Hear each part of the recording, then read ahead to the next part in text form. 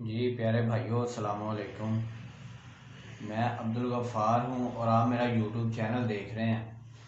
بھائی جان، پچھلے دنوں ہم نے مرغیوں کی ویڈیو اپلوڈ کی تھی اور آپ کو بتایا تھا کہ میں سیل کا کام کر رہا ہوں۔ سیل مرغیاں میرے پاس میں نے اپنے شوق کے لیے رکھی ہوئی ہیں اور چھوٹا موٹا ان سے بزنس بھی کر رہا ہوں۔ اور ساتھ میں نے یہ بتایا تھا کہ آسٹر لوب، گولڈن مشری، یہ بریڈ جو ہے نا، یہ فیڈ مہنگی ہونے کی وجہ سے یا ان کا دانہ مہنگا ہونے کی وجہ سے ان میں سے کوئی خاص پرافٹ نہیں آتی، کیونکہ اس کا انڈا زیادہ سے زیادہ آپ 30 روپے کا سیل کر لیتے ہیں یا 40 تک، 40 سے زیادہ سیل نہیں ہوگا، وہ بھی گھروں والے اگر لے کے جائیں دکان پہ آپ 30 روپے کا ہی دیں گے۔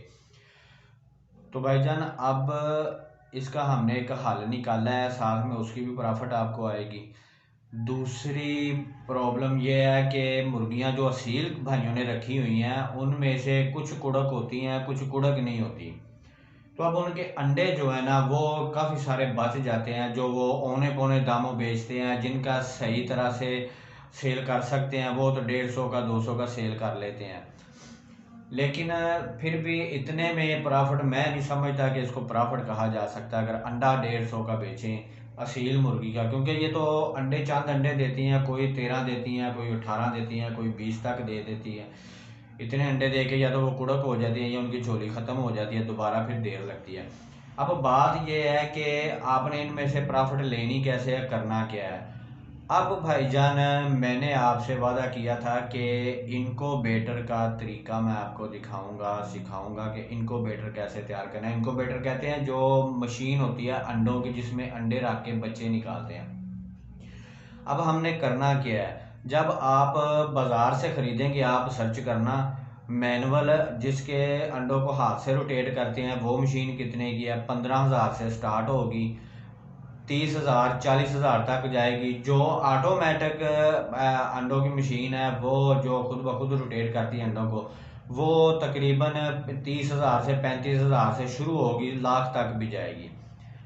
اب میرا مقصد کیا ہے، آپ لوگوں کو فائدہ پہنچانے کا مقصد یہ ہے کہ آپ لوگوں کو سکھایا جائے کہ آپ اپنے گھر میں انکوبیٹر کس طرح تیار کریں گے۔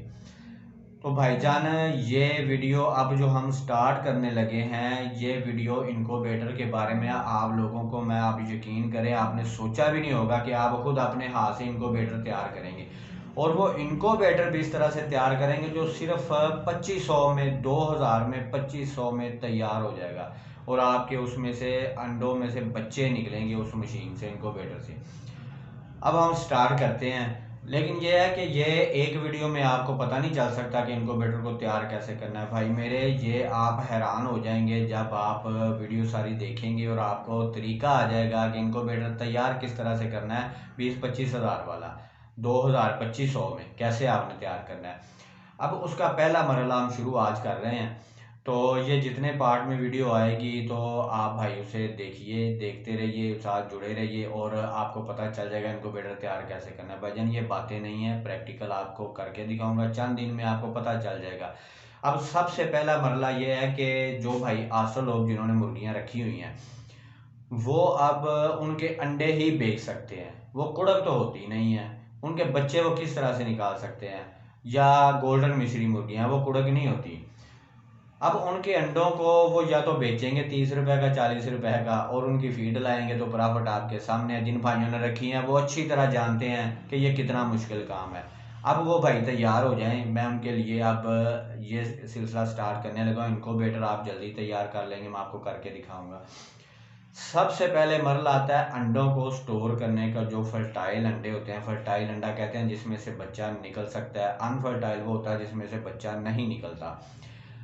اب انڈے مشین میں رکھنے سے پہلے یہ بڑی مشکل ہے پتہ چلے کہ فرٹائل انڈا کون سا ہے۔ آپ نے سمجھنا ہے آپ کے سارے انڈے ہی فرٹائل ہیں اگر آپ نے چوزوں کا کام کرنا ہے۔ اب آپ نے ان کو سٹور کیسے کرنا ہے، آپ نے ابھی موسم بڑا سیٹ موسم ہے، ٹھنڈا موسم ہے، ابھی 10-12 دن 15 دن آپ کے انڈے ویسے ہی روم ٹمپریچر پہ ہی سٹور ہو جائیں گے۔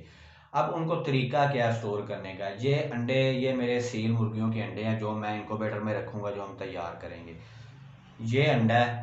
اب آپ نے یہ سوچ کے چلنا ہے کہ اس انڈے میں بہت ہی نازک زندہ چیز ہے اندر، اس چیز کو آپ نے بچانا کیسے ہے۔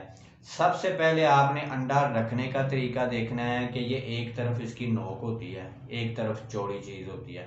یہ جو نوک ہوتی ہے اس کی طرف چوزے کی دم ہوتی ہے، یہ جو اوپر والی موٹی چیز ہوتی ہے اس کی طرف چونچ ہوتی ہے، اس میں تھوڑا سا خلا ہوتا ہے، چونچ ہوتی ہے جو چونچ مار کے وہ باہر نکلتا ہے۔ آپ نے یہ نوک والا حصہ اس طرح سے نیچے کر کے رکھنا ہے۔ نوک والا حصہ جو انڈے کا ہے وہ آپ نے نیچے کر کے رکھ دینا ہے۔ اس طرح سے آپ نے انڈے جوڑتے جانا۔ بہتر یہ ہے کہ آپ ٹرے میں رکھیں۔ گرمیوں میں رکھنے کا طریقہ یہ ہے کہ نمک میں، ایک چوڑے برتن میں نمک لیں گے، نمک میں انڈے نوک نیچے کر کے سٹور کرتے جائیں گے۔ وہ ٹمپریچر ان کا مینٹین رکھتی ہے 8-10 دن تک، وہ بھی سیف رہتے ہیں۔ اب آپ نے انڈے اس طرح سے رکھ لیے، ٹھیک ہو گیا۔ اب آپ نے ان کو روم ٹمپریچر پہ رکھ دینا ہے، یا ٹھنڈی جگہ پہ جہاں پہ موسم ٹھنڈا ہو اس طرح آپ نے رکھ دینا ہے۔ دوسرا آپ نے کیا کرنا ہے کہ انڈوں کو رکھنا ہے تو اس طرح سے ایک سائڈ پہ اس کے کوئی چیز رکھ دینی ہے، اس طرح سے ایک سائڈ اوپر اٹھا دینی ہے، دوسری نیچے ہوگی۔ دوسرے دن آپ نے کیا کرنا ہے کہ یہ سائڈ نیچے کر دینی ہے، یہ والی سائڈ اوپر اٹھا لینی ہے۔ یہ بھی انڈے روٹیٹ کرنے کا ایک طریقہ ہے جب آپ نے باہر رکھے ہوئے ہیں سٹور کرنے کے لیے، تاکہ اندر جو زردی، جو اس کے اندر ایمبریو ہے، جو زندہ چیز ہے، وہ جم نہ جائے۔ انڈے روٹیٹ کرنے کا مطلب یہی ہوتا ہے، مقصد یہی ہوتا ہے کہ اس میں وہ چیز جمے نہ، ٹھیک ہو گیا۔ اب آپ نے انڈے کا طریقہ سمجھ لیا ہے کہ ایک سائڈ سے اٹھانا ہے، دوسرے دن دوسری سائڈ سے اٹھانا ہے۔ 24 گھنٹے میں ایک دفعہ آپ نے انڈوں کو اس طرح سے روٹیٹ کرنا ہے۔ اتنے ہلتے رہیں گے، انڈے ٹھیک رہیں گے، سٹور رہیں گے۔ ایک مرلہ ہماری ویڈیو کا یہ ہو گیا۔ یہ انکوبیٹر کی ہی سٹارٹنگ ہے جو میں آپ کو دکھا رہا ہوں، یہ سارا انکوبیٹر کے لیے ہی دکھا رہا ہوں۔ ان کو آپ نے انکوبیٹر میں ہی رکھنا ہے۔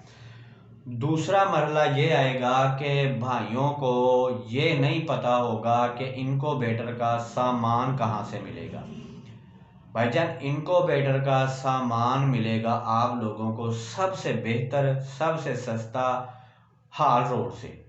اب ہال روڈ میں اس کی صرف ایک دکان ہے، باقی آپ آن لائن منگوائیں گے، جو بھی منگوانا آپ نے آن لائن منگوائیں گے، لیکن جو ہال روڈ کی وہ دکان ہے وہاں سے آپ کو ہر چیز انکوبیٹر کی مل جائے گی، جس سے آپ انکوبیٹر تیار کریں گے، ٹھیک ہو گیا۔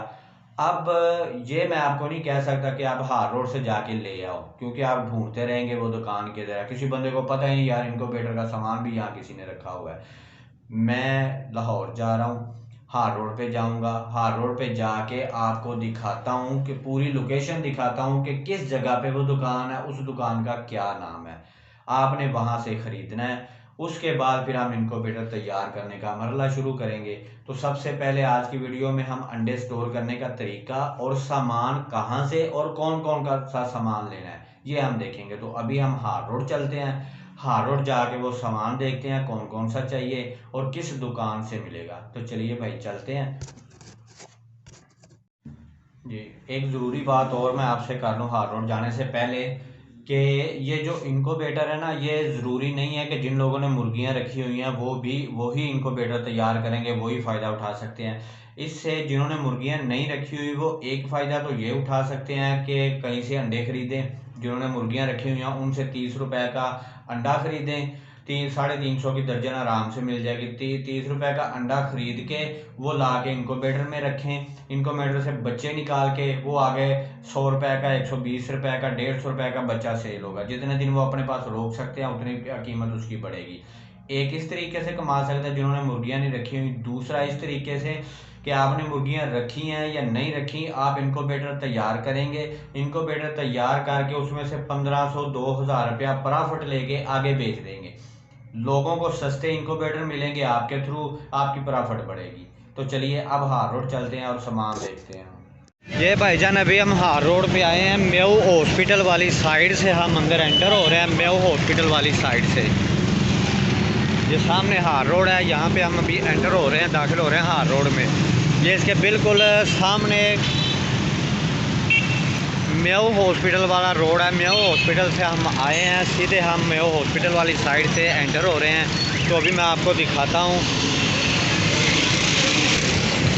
کہ انکوبیٹر کا سامان، مکمل سامان ہال روڈ پہ کس دکان سے ملنا ہے، اسی لوکیشن پوری آپ کو دکھاتا ہوں۔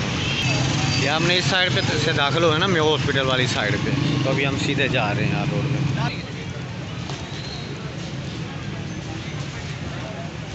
ہم اس سائڈ سے جا رہے ہیں جس سائڈ پہ بوائز ہاسٹل ہے۔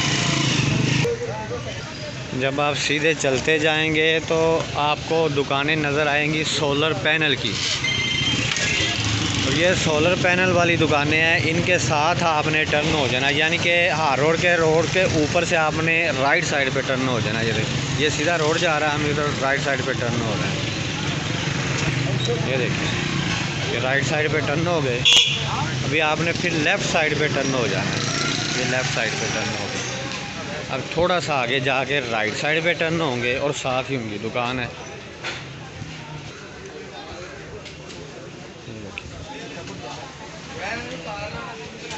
ہم سیدھے چل رہے ہیں۔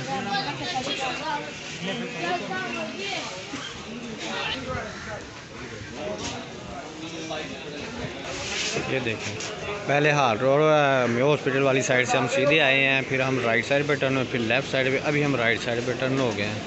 یہ دیکھیں، اور ابھی ان کی دکان آنے والی ہے۔ یہ دا آئی سی شاپ کے نام سے ان کی دکان ہے، آئی سی شاپ، دا آئی سی شاپ، یہ دکان ہے ان کی۔ یہاں سے سارا ان کا انکوبیٹر کا آپ کو مکمل سامان ملے گا، دا آئی سی شاپ۔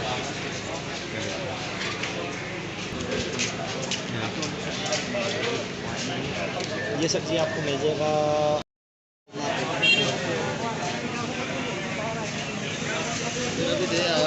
چلو، ابھی آپ نے ساری دکان کی لوکیشن دیکھ لی ہے، آپ کو پتہ چل گیا، اس کا نام بھی پتہ چل گیا ہے، تو ابھی آپ بڑی آسانی سے یہاں سے آ کے اپنا سامان خرید سکتے ہیں۔ سامان کون کون سا چاہیے یہ میں آپ کو دکھا دیتا ہوں۔